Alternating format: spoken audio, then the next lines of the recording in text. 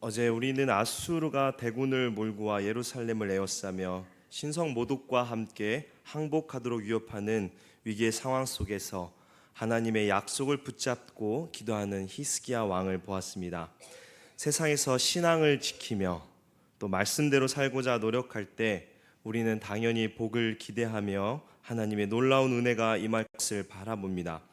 그러나 현실은 그렇지 않습니다. 오히려 그 반대인 절망적인 상황이 임합니다. 사탄은 신앙을 무너뜨리기 위하여 절망적인 상황으로 몰고 가 하나님을 버리고 세상을 바라보도록, 신앙을 붙잡고 살고 싶은 마음이 사라지도록 우리를 만듭니다. 사탄은 붙잡을 것이 전혀 없는, 소망이 없는 환경으로 우리를 위기로 빠뜨립니다. 히스기야가 그러한 상황이었습니다. 아수르의 대군 앞에서 이제 항복 아니면 답이 없는 위기의 상황에서 히스기야가 보여준 행동은 무엇이었습니까? 바로 기도였습니다.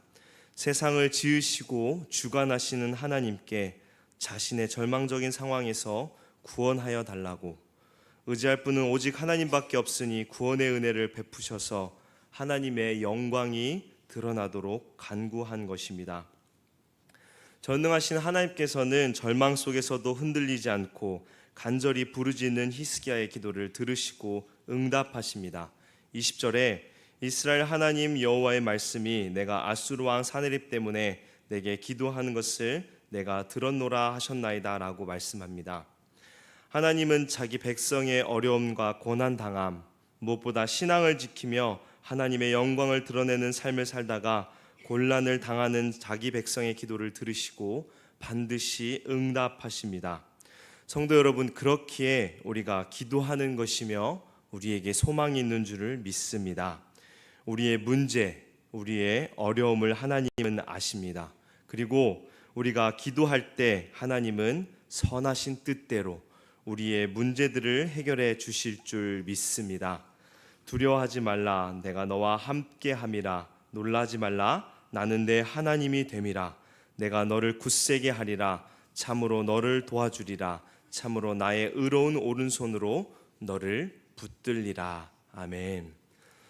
하나님께서는 히스기야 왕에게 아수르 왕의 교만을 보시고 그를 심판하실 것을 예언하십니다.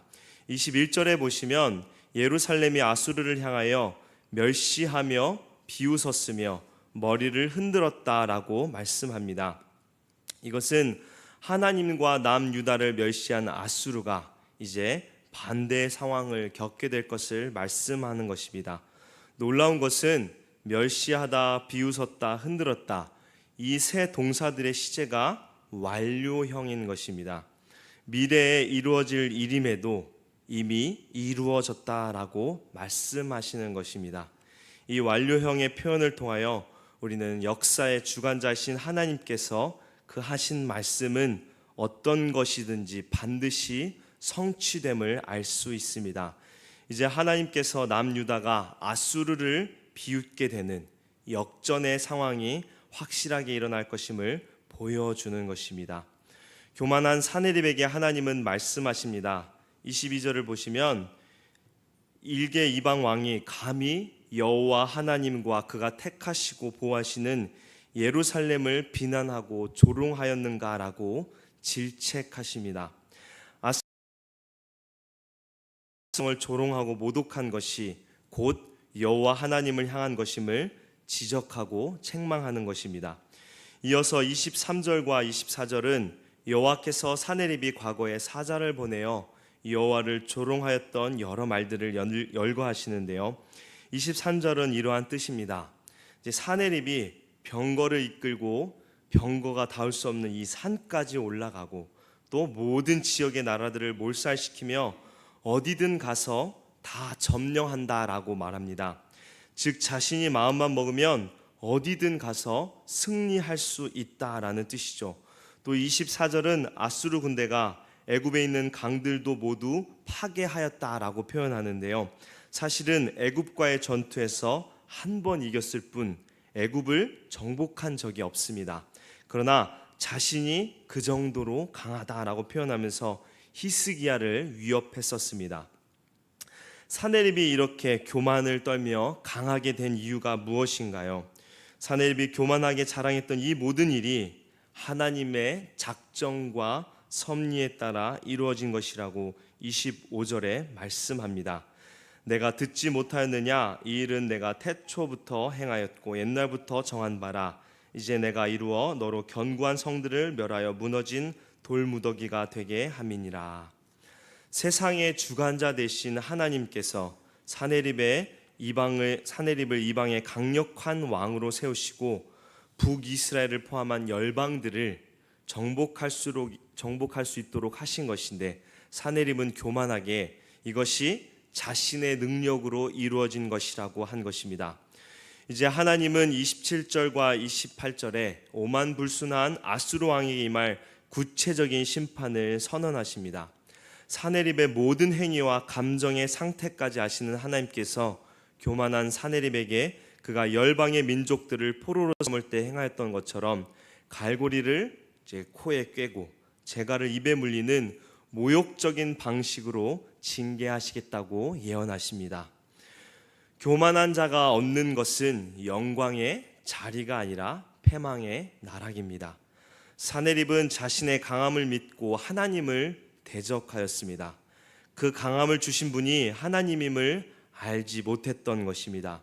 그는 마치 하나님의 피조물로서 자신의 분수를 모르고 하나님과 비기려 했던 사탄과 같은 자였습니다.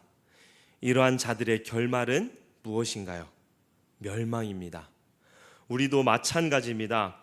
우리에게 아무리 위대한 능력이 있어도, 아무리 높은 자리에 있고 또 놀라운 일을 하였어도 자신을 높이고 하나님을 무시하는 어리석음을 범해서는 안 됩니다. 그것은 교만이며, 교만은 하나님의 주권을 무시하는 행동으로 하나님께서 가장 싫어하는 것 중에 하나입니다. 우리는 무슨 일을 하든지 항상 자신을 살피고 하나님의 선한 청지기의 자세로 겸손한 모습으로 살아가야 할 줄 믿습니다. 이제 29절부터 34절까지는 위기의 상황에 처해 있는 남유다의 회복에 관한 말씀을 하십니다. 하나님께서 회복의 징조를 보이시는데, 아수르의 군대가 물러간 뒤 2년 동안은 땅에서 스스로 난 것을 먹고 또 그 후에는 경작이 가능한 땅으로 회복될 것이라고 말씀합니다. 그리고 30절에 남유다 백성들은 다시 번영을 누리게 될 것임을 예언하십니다. 이것은 요시야 왕 때에 다시 한번 성취가 됩니다. 31절은 30절을 다시 한번 강조하는 말씀입니다. 남유다가 회복을 누리며 번영을 누리는 이유를 이제 31절은 여호와의 열심이라고 말씀합니다. 여호와의 열심은 자기 백성을 향한 지극한 사랑과 신실하심을 의미합니다. 자기 백성을 사랑하시고 그 백성에게 구원을 이루시기 위하여 하나님은 세상의 역사에서 우리를 주관하심을 항상 기억해야 합니다. 하나님께서는 32절과 33절에 이제 아수르의 군대가 회군할 것임을 말씀하시는데요, 그들이 예루살렘 성에 어떠한 해도 끼칠 수 없는 이유를 34절에 말씀합니다. 우리 34절 말씀 함께 읽겠습니다. 34절입니다. 내가 나와 나의 종 다윗을 위하여 이 성을 보호하여 구원하리라 하셨나이다 하였더라. 아멘. 예루살렘 성에 해를 끼칠 수 없는 이유를 무엇이라고 말씀합니까? 바로 하나님께서 다윗과 하신 약속을 지키기 위하여 성을 보호하여 구원하셨다고 말씀합니다. 하나님은 자신의 언약을 지키시기 위하여 자기 백성을 지키시고 구원하여 주십니다. 그렇기에 우리는 염려와 근심이 아니라 우리를 도우시는 하나님을 기대하며 살아갈 줄 믿습니다. 주님은 우리의 환경과 여건을 다 아십니다. 하나님께서는 하나님의 기뻐하시는 때에 우리에게 도움을 주시며 피할 길을 주시며 다시 회복시켜 주실 줄 믿습니다. 이 약속을 붙잡으며 믿음을 지키는 우리 모두 되기를 바랍니다. 35절과 37절까지는 이사야의 예언이 말씀이 그대로 성취된 것을 보여줍니다. 하나님께서 히스기야의 기도를 들으시고 응답하시고 바로 일하심을 우리는 보게 되는데요, 그 예언의 말씀이 있는 그날 밤에 여호와의 사자가 나와서 아수르 군사 18만 5천 명을 칩니다. 어떠한 방식으로 하나님께서 그들을 심판하셨는지 우리는 알 수는 없지만 교만한 왕을 하나님께서 바로 징계하셨음을 알 수 있습니다. 아수르의 군대는 거의 전멸하고 또 본국으로 귀환한 사내림은 자기의 아들들에게 살해를 당함을 우리는 볼 수 있습니다. 오늘 본문 말씀을 통하여 우리는 하나님께 나아가는 자는 결코 실망치 않게 됨을 봅니다. 여전히 계속되는 어려움에도 불구하고 히스기야는 하나님 앞에 나아갔고 그 결과 놀라운 약속이 그에게 주어졌던 것입니다. 이같이 누구든지 믿음으로 하나님께 나아가 진실함으로 부르짖어 기도하면 반드시 응답과 축복을 누리는 데 실패하지 않을 줄 믿습니다. 너희가 내게 부르짖으며 내게 와서 기도하면 내가 너희들의 기도를 들을 것이요 너희가 온 마음으로 나를 구하면 나를 찾을 것이요 나를 만나리라. 아멘. 또 교만한 마음을 품는 것이 파멸을 자초하게 되는 것을 보게 됩니다. 우리는 평안과 축복을 누릴 때 그것이 우리의 능력과 의가 아니라 오직 하나님의 은혜로 이루어진 것임을 인정하며 겸손한 자세를 잃지 않아야 할 것입니다. 그리고 우리의 구원과 축복은 궁극적으로 여호와의 열심에 의하여 성취된 것임을 우리는 기억해야 합니다. 히스기야의 간절한 기도와 흔들리지 않는 신앙에 대한 응답으로 남유다의 구원과 승리가 약속되었지만 이것은 결국 하나님의 열심으로 성취된 축복인 것입니다.